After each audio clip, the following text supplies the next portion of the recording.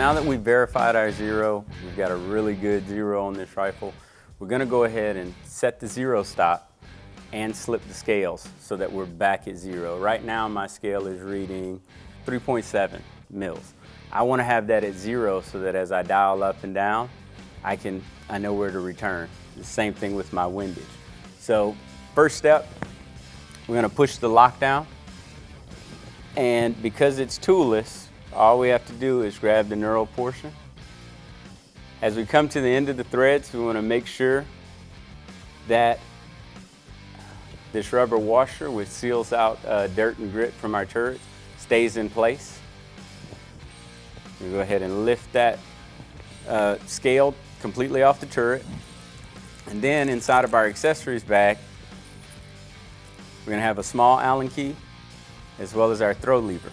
We're going to take that small Allen key, and I recommend you use it this way so you don't over torque.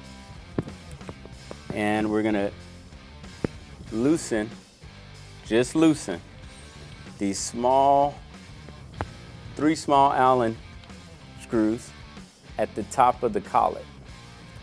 Once we've got them loose, we can move this collar down.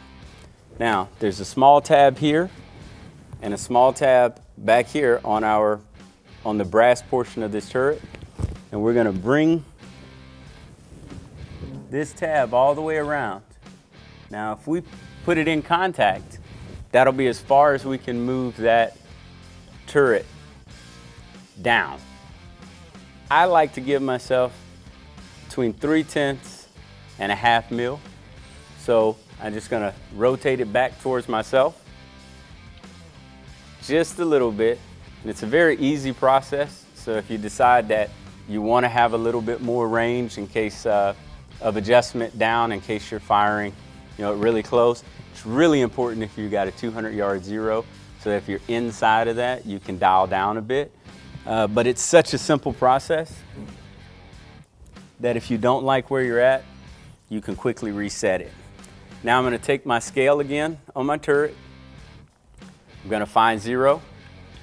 I'm going to put zero straight down over my index line. Just give it a little wiggle and it'll slide all the way down. Again, being mindful of my rubber washer. Going to screw this back on hand tight.